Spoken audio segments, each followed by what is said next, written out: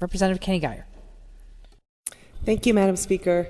Colleagues, I just want to echo a lot of what's been said and mention a couple of different points of connection that I had with Vic, who I hold really dear to my heart.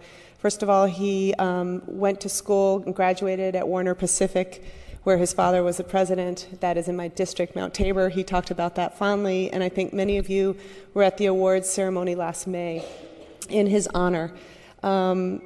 Then he started working for Mercy Corps, where my husband works, in the 1990s.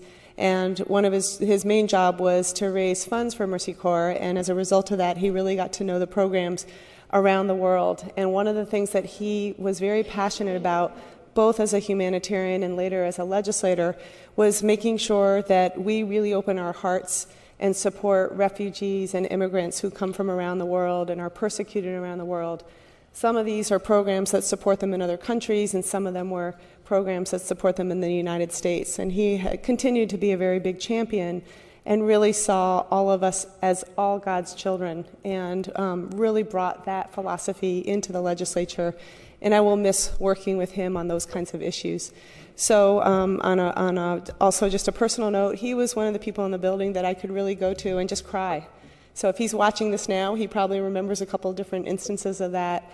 I will really miss his physical presence in the building, but I will constantly think of the way he has always brought us together and some of the ways that you've pointed out. Also, those of you, many of you who joined the bipartisan action where we marched on the Senate last year at the end of the session, very few people would have engendered that kind of rallying around. And the fact that we all got up and supported him and went down to the Senate was just such an incredible show of support around a human being. And I hope that we can continue to hold that in our heart and our spirit as we go through this session. So thank you. Thank you, Representative.